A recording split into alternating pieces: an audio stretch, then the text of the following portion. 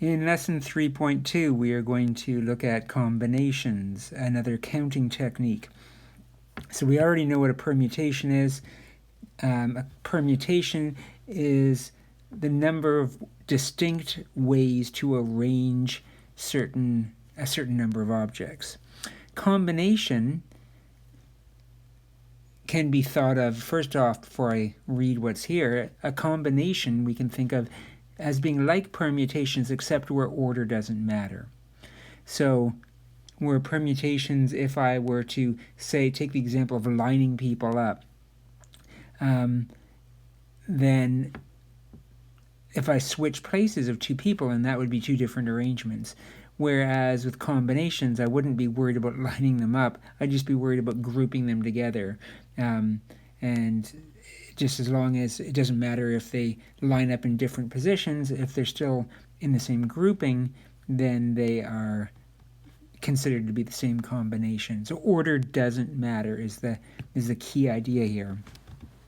Another way of saying that is a combination is a subset of objects chosen from a group of objects where the order of the selection is not important. Again, order of the selection is not important. That's going to be our touchstone. It's going to be what we look for when we're deciding whether we're dealing with a combination or a permutation. To calculate the number of combinations of R objects from a set of n items, the formula is NCR as opposed to NPR,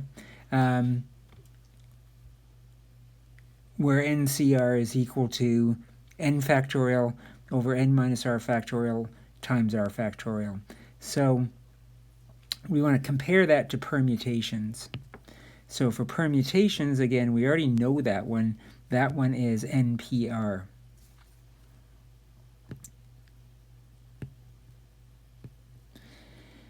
And the formula for permutations was n factorial over n minus r factorial, you hopefully recall. So what you'll notice is these two formulas are identical, except that the combinations one has a little something extra in the denominator. This r factorial,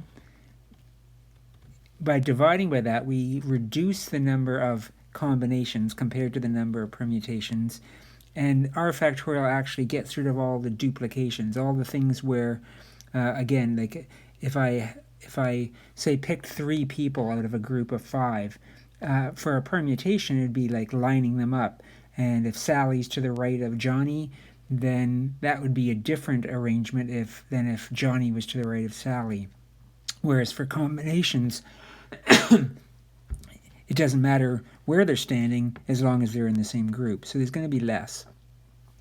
So one thing I want you to keep in mind, I seem to be having troubles with my voice today. Hopefully I'll get it back. Anyway, number of permutations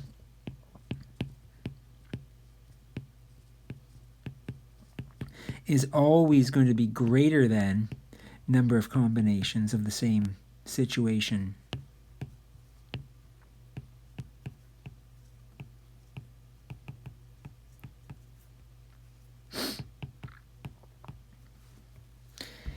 So we already seen that we have NPR for permutations, we have NCR for combinations. We know that N is the number of objects we have to choose from. We know that R is the number of objects we are going to choose. Here's a couple of other ways of seeing combinations written.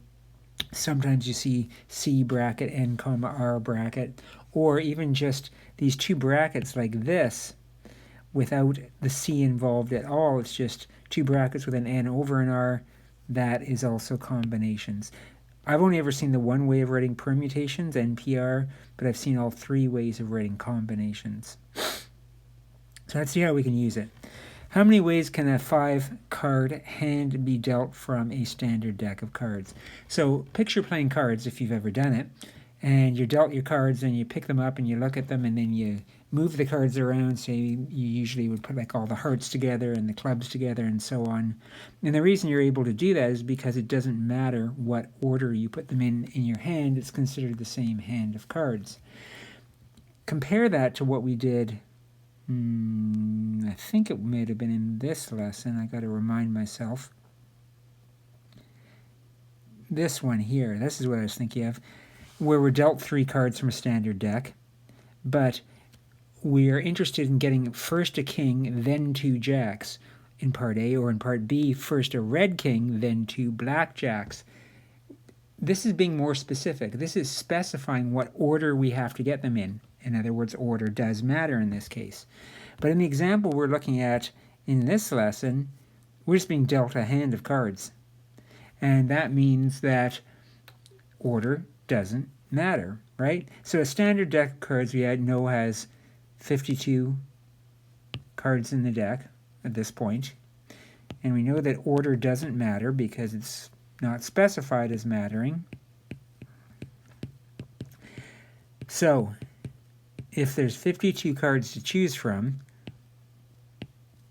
and we want to deal out 5 of them, then it would be 52 choose 5, which is going to be 52 factorial over 52 minus 5 factorial, which is 47 factorial, times 5 factorial.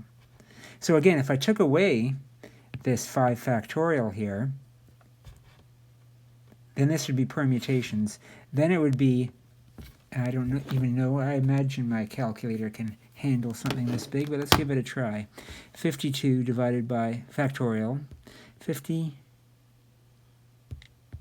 factorial divided by 47 factorial is 311,875,200.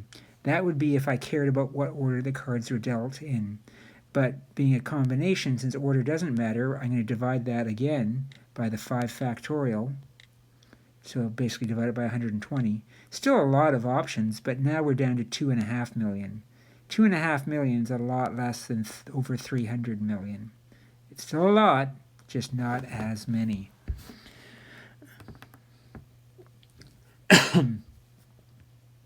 There it is. So that's equal to 2,598,960. Or we could type it directly into our calculator. I don't have to use the formula because I do have, if you look at your calculator, chances are you've got a button on your calculator that will allow you to type it in directly. Looking at this calculator here, if you look above the number 5, you'll see it says NCR in orangish. So I could do 52, second function 5 for choose, 5. So in other words, I'm telling it I've got 52 cards and I want to choose 5 of them. It equals 2,598,960. So my calculator knows what to do.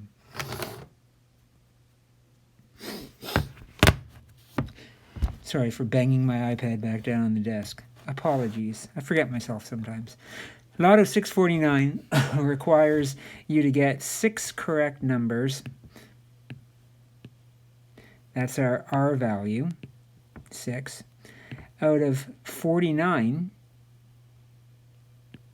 that's our N value, to win the jackpot.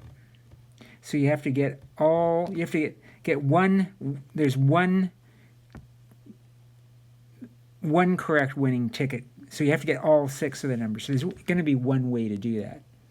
But out of all the different ways that you could combine 6 numbers out of 49, that's going to be combinations. And other prizes are awarded if you have less than the 6 numbers correct. So if you want to know how many combinations there are, it would be 49, choose 6. So let's use my calculator again. It's always a bit of a pain because my iPad calculator doesn't have permutations. I should really get a different one. I'm sure there's one out there that does. I'm going to do that for my next lesson. I'm not sure why I didn't think of that before now. Anyway, 49, choose 6.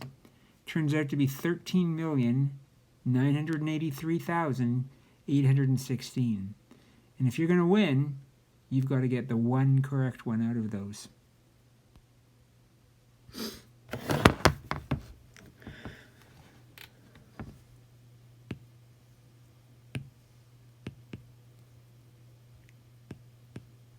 So basically 14 million ways to combine 6 numbers out of 49.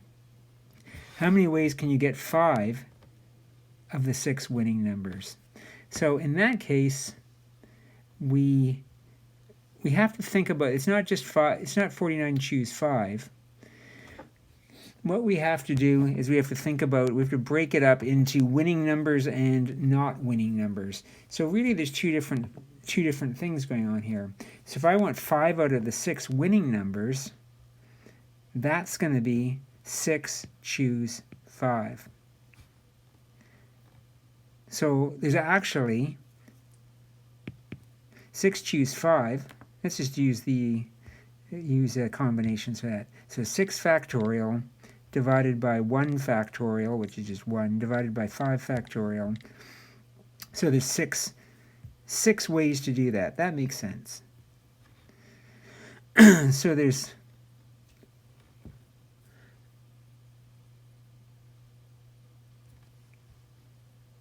are the winning numbers, sorry.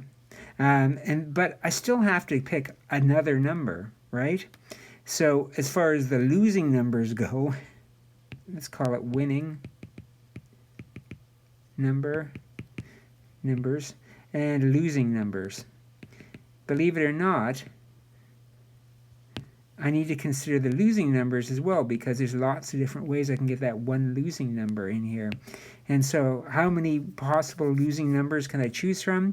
Well, if there's 49 altogether, and 6 of them are going to be winners, 49 minus 6 means there must be 43 numbers that I don't want. And of those 43 numbers I don't want, then I actually want to choose one of them. So I would do 43 factorial divided by 42 factorial divided by 1 factorial, which just equals 43. And the number of ways that I can then get 5 out of 6 winning numbers along with 1 losing number, which is implied, I'd multiply those together. So just to put it all together, it's going to be 6 choose 5 times 43 choose 1, which is equal to 6, times 43, which is equal to 240 plus 18, so 258. So there's actually 258 ways that I can get 5 out of the 6 winning numbers.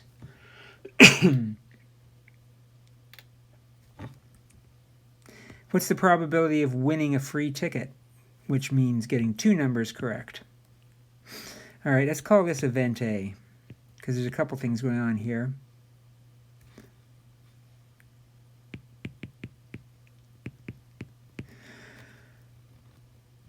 All right, so the probability of A, and now we are dealing with probability, not just counting them, so I have to consider probability of event A is going to be equal to getting 2 numbers correct, as we've already seen, means there's 6 correct numbers to choose from. I want 2 of them.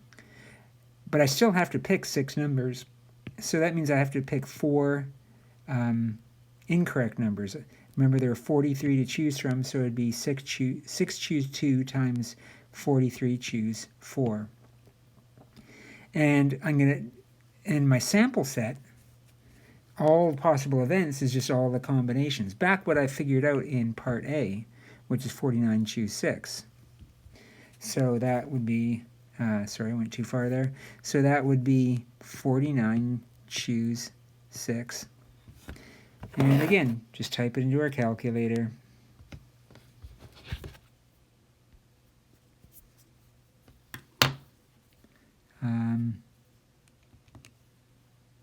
So we had 6 choose 2 times 43 choose 4 divided by 49 choose 6, 0.132378, etc. So about 13%.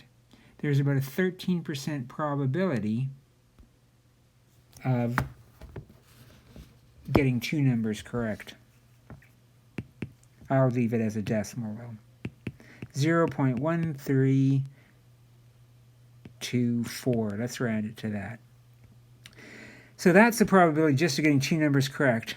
But then we want to follow that by getting 5 numbers correct to win $200,000. So basically you buy a ticket, you win a free ticket, and then with that free ticket, then you win $120,000.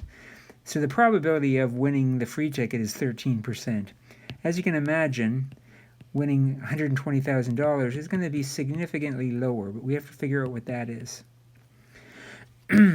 So we're going to call that event B. So the probability of event B happening is we want 5 out of the 6 correct, which means that we want to get 1 out of the 43 bad numbers. And again, we want to divide it by 49, choose 6. We already know that there's 258 in part B, or from part B. So maybe we can just go 258 from our answer from part B divided by 49, choose 6. 0.000018449.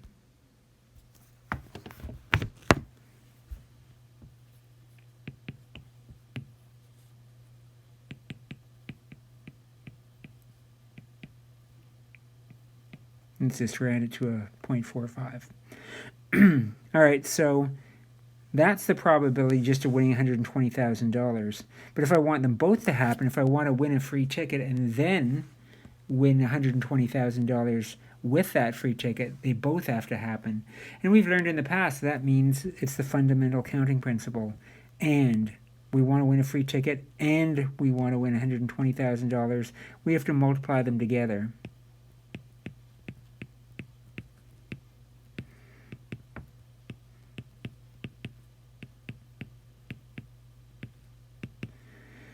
And if I do that,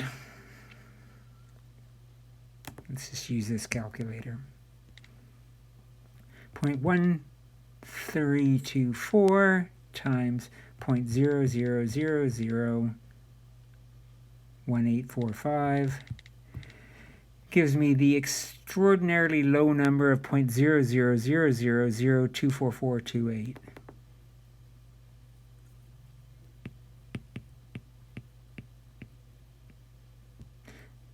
I'll just round it to that. So not even close to 1%. 1% would be if I had a number somewhere around, like I had a 1 in this, no, actually not in that column, a 1 in this column, or a high number in this column. That would be close to 1%. As you can see, we are a factor of thousands off from that. So we are extremely low probability of having this happen. A committee of 6 people is to be chosen from 8 women and 9 men. How many ways can this happen if there's no restrictions? So we're going to pick 6 people, okay? There's 8 women, 9 men, and together that means that there's 17 people, right? So if we don't specify whether we want men or women, there's actually 17. N could be 17, possibly. So if there's no restrictions, that's exactly what happens. N equals 17, and R equals 6, and it's a committee, meaning I don't care what order the people are picked in, they're just all in a group. So it would be 17, choose 6. I'll use factorials again, then I don't have to switch to my other calculator. Also, I can just do it quickly. I can review the formula. So that'd be 17 factorial divided by 17 minus 6 factorial, which is 11, divided by 6 factorial, gives me 12,376. That's how many committees could be made up if there's no restrictions. If there have to be an equal number of men and women, then that means that we have to do 2 different things. We have to do men and women. So I'm going to let M be the probability of event well, I don't want probability, do I? I'm going to use n, number of ways that we could pick men. I'll let m represent that event. Remember there were 9 men, and we wanted to choose an equal number of them. So if the committee is 6 people, that means R has to be 3. And the probability of getting 3 women, again, not probability, I'm using the wrong terminology, just the number of women, would be the 8 women there are to choose from, and again, we want 3. So the total number of different committees we would have would be the number of men and women, which is going to equal the number of men, the number of committees that could have 3 men,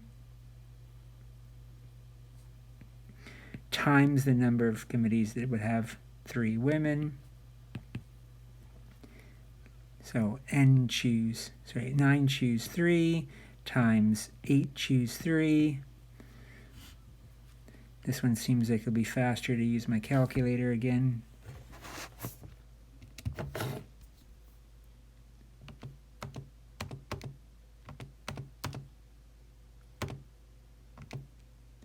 Yeah, that's good. 4,704 committees with exactly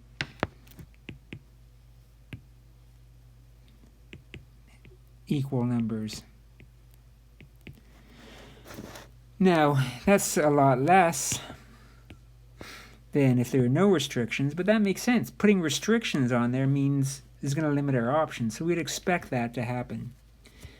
Or if we want to say that the committee is not all men, as soon as it says not all men, what springs to my mind is, maybe we want to find the complement, right? The indirect. Let's use the indirect method. And the reason why this is actually preferable is because if it's a committee of 6 people, and it's not all men, that means it could be all women, so I have to find the case where it's all women, or the case where there's exactly 1 man, or the case with 2 men, or 3, or 4, or 5 men. I'd have to find out the number of ways that we could have each one of those, and then we'd add them all together using the rule of sum. But what's a lot quicker is just to find out the total number of committees possible, and which we've already done in A part, and then just subtract the number of committees that are all men, and then we'll have our correct answer. So the number of total committees, sometimes instead of writing event A, event B, I just write what I'm looking for inside the brackets. So total committees, as we saw, was 12,376. The number of committees that are all men would mean that we would have to choose 6 men from the 9 that are available, and we'd have to choose 0 women from the 8 that are available. Well, 8 choose 0 is just going to be 8 factorial over 0 factorial times 8 factorial. 0 factorial actually equals 1. So we end up with 8 factorial over 8 factorial, which just equals 1 overall. So 1 times, there's only one way to choose no women, in other words. So really that part doesn't matter. What matters is the 9 choose 6. And again, I'll just use my regular or my iPad calculator for that because it seems easy. 9 factorial divided by 9 minus 6 factorial, which is 3, divided by 6 factorial, which is 720. So there's 84 ways to do that. So there's 84 committees that would have all men. So if I want a committee that's not all men, that's the complement. Again, I'm not using the notation in this case, but it would be the total minus the committee that was all men.